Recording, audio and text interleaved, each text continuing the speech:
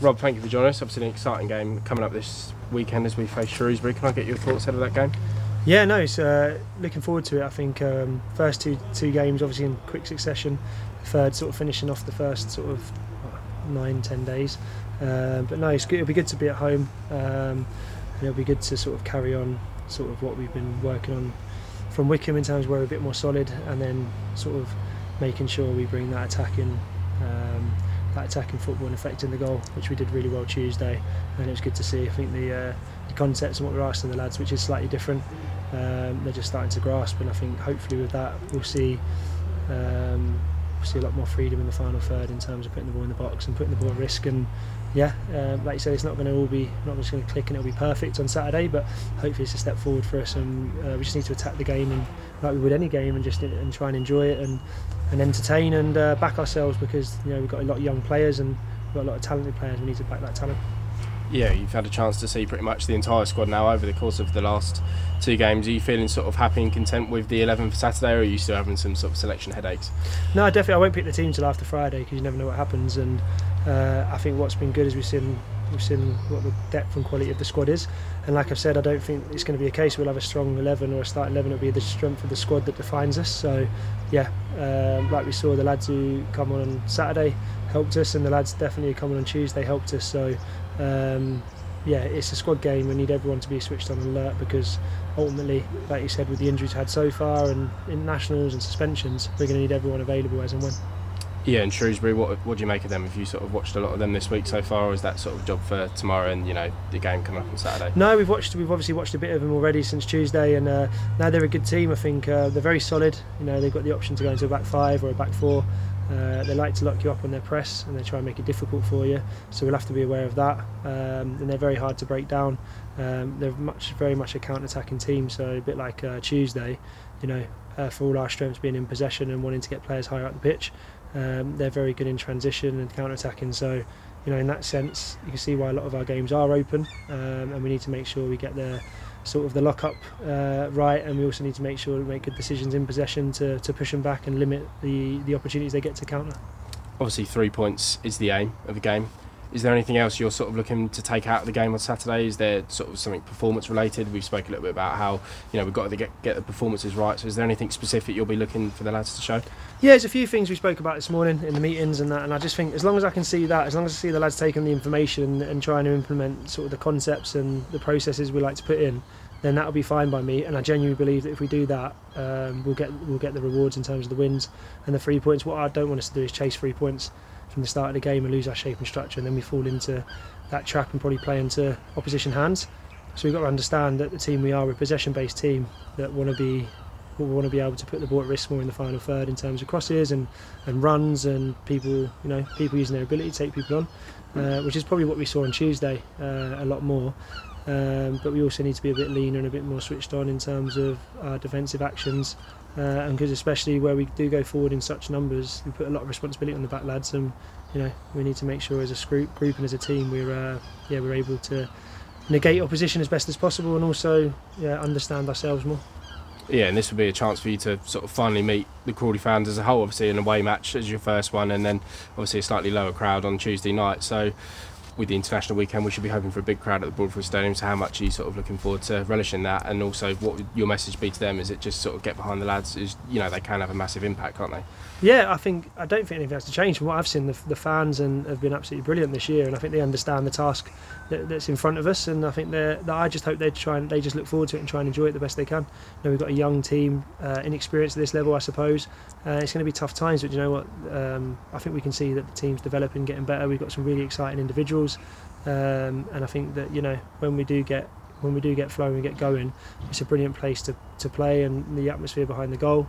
When we're attacking, especially second half on Tuesday, it got going, and yeah, for me personally and from the other coaching staff, has been a lovely welcome. And yeah, I thought the response after Wycombe and after Tuesday was really positive with the fans, and I think we all understand where we're at.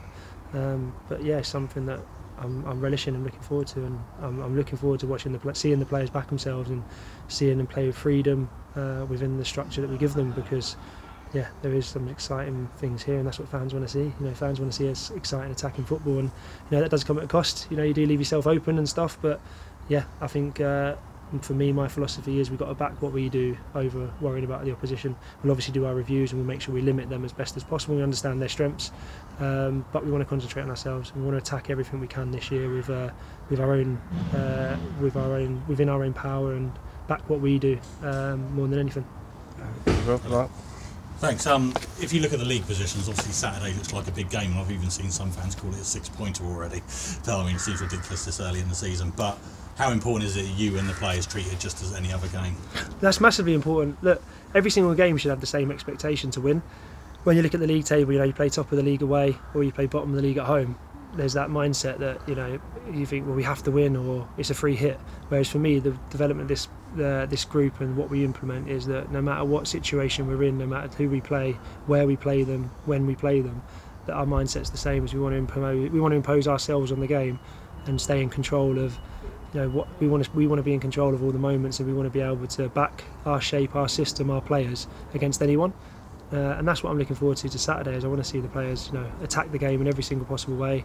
I want to see them relish the challenge of this year, of being written off, being the underdogs, being whatever we might be, and relish it with no fear. Same with the fans. Just come to the game, enjoy watching these young players, watching people give everything. Because the one thing these lads do is they give absolutely everything, and they play good football, and we have some real good ability in the squad. So for me, it's something that's exciting and good to look forward to. And look, you lose a game, you lose 2 games, whatever it might have been previously, it doesn't change the whole landscape. We're still only in October, and there's still a lot to play for. And yeah, like you said, the one thing that goes past every single week is these players gain that experience at this level, game understanding.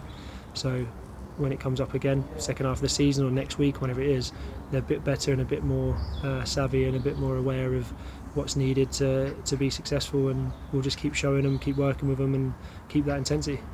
And can you give us a squad update? We've seen obviously Knox to Joy and Charlie recently. Can you give us any updates on their availability? No, Charlie got. It's one of them ones. It happens a lot in football, and it can be quite serious. So the doctors did the right thing in terms of he got sort of bashed in the eye, basically poked in the eye. He caught an elbow to the eye, but actually to his eyeball. Right. So there's lots of things you have to be really careful with that. So precaution, we had to come off, went to hospital, got the all clear, which is good. Joy's got a long-going ankle issue that he's had, so we're just monitoring that to see how he is. And then otherwise we're pretty much where we were. So we'll just have to monitor a few leading up to the game, and we'll see. Like we said, that's why we don't think about the team selection too much till Friday afternoon, because, like you say, you never know what happens, and we'll see where we're at come Saturday. And can you give us an insight into your process into analysing an opposition? How much work goes into that, or is it mainly focused on what you're doing? No, you have to watch the opposition 1,000,000%, because key individuals, consistent patterns of play, if we can give that information to the lads, then and we can prep them for it on the training pitch, then at least that way they have an understanding of what they're going to come up against. But ultimately, it's been the way at this club for especially the last 2-3 years, which is one of the reasons I'm here. Is it's mainly about what we do, not what the opposition do. And I think that as long as you get that balance right, as in understanding their threats, understanding what they're going to try and do, how they're going to try and play, then we can negate that and concentrate on our strengths. Also, what I said to the boys is that because we are such a possession dominant team, and we move the ball really well, is teams may not do what they do normally against us. So then you can plan all week for teams to do X, Y, Z, and they change on a Saturday and all your work's gone to waste. So we just want to make sure that we cover as many bases as possible so the lads have as much information as they need. Cool. And we're still getting to know you, obviously. I just wondered if you could tell us who your sort of heroes and mentors are in terms of coaching, and is there any former coaches, managers that you turn to for a bit of advice here and there? It's a weird one. As I suppose I probably look back, what I tend to do is reflect on sort of managers that I've had in the past for good and bad reasons. All managers have massive strengths, they have massive weaknesses, they're human beings, and I always try and look at what strengths I sort of bought into with certain people, and what weaknesses that I always felt that I would try to not have myself, but I'll have my own weaknesses, same as anyone else. But I think it's more a reflection of who I've worked with and how I've worked with them. I speak to Andy Woodman a lot, who was obviously my goalie coach, sort of mentor at Newcastle, and he's obviously managing at Bromley, done really well. So I speak to people like him who've maybe just had a bit more experience and stuff, and then really just being open and speaking to people, because you can learn from anyone in any walk of life. I think people have been in them situations before. You try and lean them a little bit and get advice, but you've also got to have fresh eyes and judge things as you see them, because you don't want to prejudge any person, you don't want to prejudge any situation. You've got to try and back your own beliefs and be firm with it, because if I get it right or I get it wrong, or we as a coaching team get it right or wrong, we can learn from it. If we don't sort of back ourselves, then we're never going to improve ourselves, because we're not standing here saying we've got the finished article. We're still learning, but there's things we believe in, non-negotiables, and we'll stick to them no matter what, and we'll work to get better at them. There's other things that we'll learn and adapt from. Thanks, Rob. Good luck, Saturday. Thank you. Thanks. Thank you. Cheers for coming.